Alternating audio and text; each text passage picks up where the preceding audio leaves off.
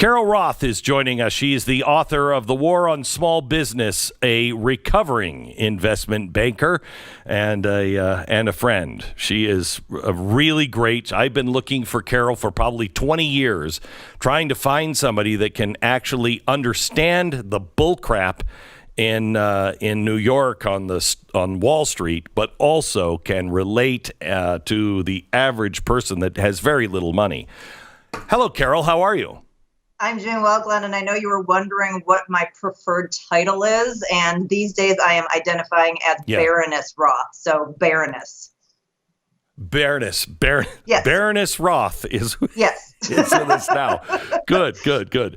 So there's a couple of things that are going on. First of all, yeah, I think so. There is a something that I think is quite amazing. The stock market was down another 600 points yesterday. We're now officially in a bear market, which, hey, I love bears. You know, who likes bulls? Nobody. Bulls are mean. We have a bear on a flag in one of our states. But we're in a bear market. Wholesale prices rose 10.8. That may be a record high. And the Fed's going to boost interest rates. Another great thing. Gas is up to all-time highs and getting higher. I mean, it's really pretty good, right? It's good. Yeah, it's amazing. It's amazing. You know, I'm from Chicago, so we have the Bears and the Bulls. So I kind of bounce between them, but I am firmly a Chicago Bear right now. And, you know, I have to say, I'm super angry about all of this. You know, there are the 5 stages of grief. There's now the 5 stages of economic grief. The first one doesn't start with denial. It starts with, I told you so, because we could all see this coming. But the second one is still anger. And I'm so angry because this is entirely avoidable. We gave over everything that we have, our government, the decisions about our economy, to people who believe in unicorns and rainbows. And everything that we know to be true, principles of economics, they basically said, oh, no, we have this magical way of doing things that's different. So we're going to print money, but it's different because we're magic, and we're going to, give up our energy independence, and we're going to switch to this magic green stuff. And none of this is reality. And we are all paying the price figuratively and literally after people would start to get their economic opportunities back on track. And it's super frustrating. I have to tell you, I haven't been in denial for a long time, but I think, looking at the 5 stages of grief, denial is the first one. I think some people are in denial, but they're starting to come out. They're going to get angry. And then the next step is bargaining. Look, I just don't want to lose everything. And that's coming. It's coming. It is, and it's one thing when somebody is hit by a bus. It's another when somebody, your loved one that you're grieving over was out in the open telling everyone, hey, I'm going to kill him. Nobody does anything. You're screaming bloody murder, and then they shoot them in the head right in front of you. And that's what's happened with our economy. It's true. I mean, think about somebody like Janet Yellen, who is the Secretary of the Treasury, one of the highest ranking officials in the United States, has incredible control over what happens vis-a-vis money and finance in the United States. She was the former head of the Federal Reserve, making multi-trillion-dollar decisions about the economy. In between that time, she made $7.2 million giving economic speeches. And this woman comes out and says, oh, I didn't really realize inflation was going to happen. Oh, I didn't realize that turning off the economy and trying to turn it back on like you're power cycling a modem was going to have effects on, supply chains and labor markets and things like that. Why are we giving people like this the keys to the kingdom? Why is she getting paid millions of dollars for something, economic speeches, when anybody off the street could have told you that? Like, I literally want to pull my very large hair out right now. I will tell you, Carol, that I think the scariest thing is once people get past the anger and they're into the bargaining, they're going to be bargaining with people like her. I just want to keep, what do we do? What do we do? And it's an absolute nightmare. I want to get to gas here with you for just a second. Before I get there, though, I do have to say, if you think Carol is a little angry, listen to her tweet. We are 100% in the position we are now because too many people believed you could suck the rainbow farts out of a unicorn's ass instead of reality. So, I mean, at least you're frank.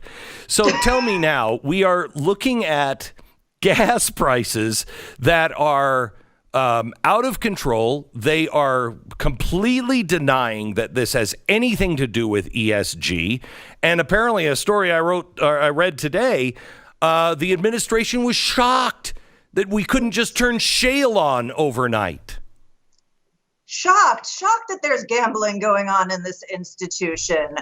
Casablanca quote. This again, super angering. So let's just be realistic about this. We had record inflation, including rising gas prices in January of this year. It was a 40-year high in January. That was before Putin and the Ukraine had come onto the map. The other thing about Putin is, yes, that has exacerbated the situation. But if we had not had ESG, if we had not had a push from the green lobby to move capital away from investment in fossil fuels, we were on a trajectory where we could have helped fill this gap for the world. We would have had economic security here. We would have had national security here. We could have helped our friends out in Europe instead of made them beholden to Russia. And the entire farce of this is now we have this president who is going around and they're begging countries like Venezuela, folks in the Middle East, who do not get fossil fuels out of the ground and process them in the same clean way that we have the ability to. So they have shifted the dirty fossil fuels to the other side of the globe, which I'm pretty sure shares the same atmosphere as us, and saying, oh, look at us, we're so green, while creating all of these problems. They can pursue these green initiatives at the same time that they are pursuing our economic independence. We need more energy of all types. But instead, they said, no, we're just going to stop doing this and, hope on a wing and a prayer. And again, that unicorn's behind. We're going to bring the rainbows out. And this is all going to be fantastic. It is not reality. We have to stop indulging these lunatics and just say, sit down, child. This is not the way the world works. And we're just not going to indulge this anymore. I will tell you, the problem is they believe in global equity. This is part of it. Bring America down to her knees. Bring her down to size so we're all equitable, which we won't be all equitable because at some point the American people will have enough and say, you know what, get the hell out of our way. We'll fix this. And the American people will fix it. It'll be ugly, but they'll fix it. And then what happens? The rest of the world is starving to death. Yeah, I mean, these are, I've identified these sort of three global gray swans, the things where stuff could really go south pretty quickly here. One of them is energy rationing based on these decisions. We know we're going to have rolling blackouts and energy issues in the U.S. this summer. We know that Europe's going to have it. We just don't know how bad that's going to be.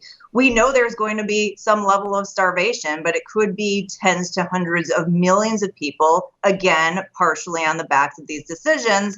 And the social unrest that comes out of those first two could lead to some sort of a mass scale war. And again, this was entirely avoidable if we did not let the lunatics run the asylum. Well, I don't think it was not just avoidable. It was clearly predictable. And I personally think by the lunatics, and I mean the lunatics that have power. Yeah. I believe this was part of their goal. Let me read this to you. And I'd like to have your opinion on when did all of this change? This is from Bloomberg today. The U.S. government is quietly encouraging agricultural and shipping companies to buy and carry more Russian fertilizer, according to people familiar with the efforts. as sanction fears have led to sharp drops in supply, fueling spiraling global food costs. The EU and the U.S. has built exemptions into their restrictions on doing business with Russia to allow trade in fertilizer, of which Moscow is a key global supplier. But many shippers, banks, and insurers have been staying away from the trade out of fear that they could inadvertently fall afoul of the rules from the U.S. government. Russian fertilizer exports are down 24% this year. U.S. officials were surprised by the extent of the caution, are in the seemingly paradoxical position of looking for ways to boost them. So now we are going around our own things to buy fertilizer. Meanwhile, Russia has been selling more oil, making more money than ever before. The ruble is up. What happened to when everybody was saying, we're crushing them, we're crushing them, we're crushing them? Seems like the only ones getting crushed here is us. Yeah, this is the stunt queen administration. Everything is a PR stunt and a surface level to look fantastic, and none of it means anything. You know, all these economic sanctions, which, by the way, included the weaponizing of the U.S. dollars, that's going to have major ramifications for us, you know, remaining the global reserve currency. That had an exemption for gas because we know that Europe is dependent because they and us decided that they were just going to move away and not realize the repercussions. And what you said, Glenn, is not an exaggeration. There is documented reporting that Russia is on track to make more money from oil and gas this year than ever before. So fantastic sanctions there. Now the same thing. They're doing it, like you said, quietly. They don't want anyone to know that everything that they're saying out front, we're being tough against Russia. They're not being tough against anything.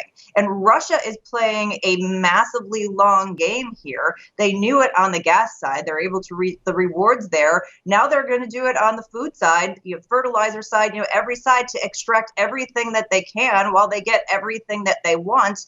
And we look like giant idiots. I mean, I could not think of a worse set of people to be in charge in terms of a crisis because they are making everything worse. And as you said, it's very possibly by design. Carol Roth, she is the author of a book that everybody should read, The War on Small Business. She has the latest piece out for the BlazeTV.com, Debunked and Explained. No, greedy oil companies are not to blame for the gas prices. Something that you really have to send to all of your friends. It is time your friends wake up. Wake up. Because this is only going to get worse unless you wake up. Carol, thank you so much. If you enjoyed this video, hit like and subscribe to our channel so you'll be sure to see similar videos from Blaze TV with the added bonus of signaling YouTube that your voice and opinion still matters. And if you're looking for more great conservative content, check out one of the 2 videos suggested here.